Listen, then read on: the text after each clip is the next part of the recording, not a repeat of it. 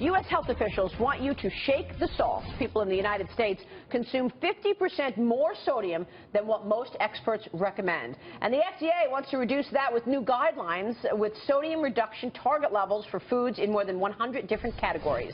Joining us right now to break it all down are the nutrition twins, Tammy Lakatos, Shames, and Lyssie Lakatos. Good to see you, ladies. Hi, thanks you so much for joining us. Most people do not realize how much salt is in the stuff that we buy every day. Is that right?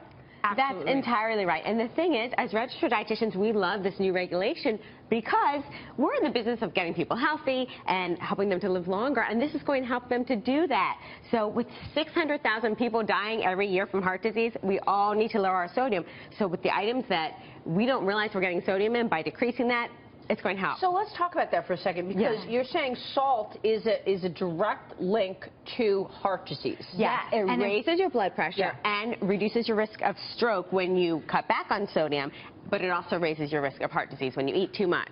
And in fact, research shows that half the population is salt sensitive. Now what this means is that half of us can eat salt and be just fine, and half of us will eat salt and it will instantly put us at risk for all of these diseases.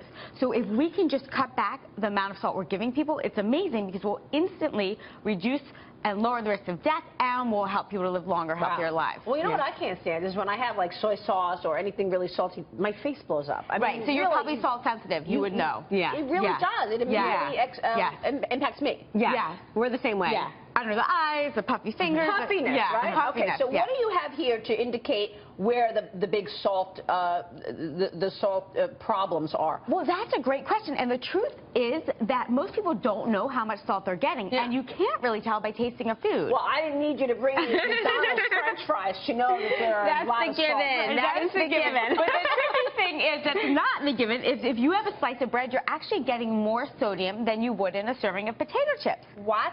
Well, what happens is with potato chips is they salt just the surface, and it's actually a smart marketing technique, or just for any manufacturer. So the salt touches your taste buds immediately. So you taste it. Whenever the salt's on the surface, that's the way to go. When it's baked into a product, you don't really taste it anymore. And you really liked whole wheat bread. I know. You like the salt in whole wheat bread. Well, there you go. Maybe. Or, although what's going on with the whole wheat bread is now manufacturers are catching on to this, and they're like, we don't need to use as much salt, and consumers are not complaining, so they're paving the way for other manufacturers to do the same thing, like become a little more creative. You don't have to keep baking the salt in. You can add a little bit at the end. Now, you're saying that a whole piece of whole wheat bread is more than these potato chips? Yes. It's true. Wait, I got to tell you something. The coolest thing, our taste buds are like all other cells on our body. They'll turn over in 21 days. So if you cut back on your sodium for at most 3 weeks, you won't even like the salt anymore. In fact, you'll go to eat a salty food, and you're going to say,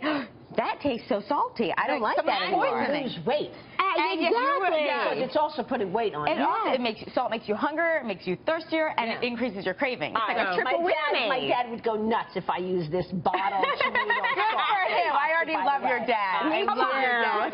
Some olive oil and a couple of the bottled tomato sauce, people don't realize it's really high in sodium. So we love your dad. Go natural, make your own. 480 milligrams. And that's in just a half cup. And the trick, if you are making your own tomato sauce, add that salt at the end of the cooking, because if you keep adding it through, it gets mixed right in, and then you don't really taste it. It's like the same thing that happens with the bread. So just at the end. All right, so what did you bring here at the end? The Goya beans. Okay, something with beans. The easiest thing to do, if it's not a low, you can buy low sodium, which makes it great, but just rinse the beans, and you're rinsing off 40% of the sodium. Wow. And so then it's like you're getting like That's such good advice. It's such an easy thing to do. Just put them there in the strainer and just rinse it off. Just rinse it off. You probably can do that with a lot of foods. A lot of foods you really can.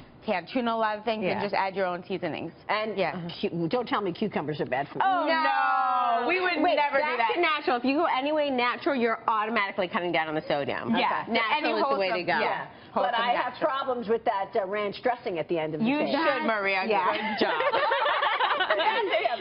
Because again, this is packaged food. My sister always tells me, go shopping in the supermarket on the edges of the store, the perimeter. Don't go in the middle aisles where there's all this packaged food. It's the processed foods. 75% of our sodium comes from those packaged foods. Or from going out to eat. We don't want to just take away the hammers. Thank you. Thanks for having us. Great to see you. Helped our audience. You helped us. Tammy Lakatos, Shames, and Lyssie Lakatos.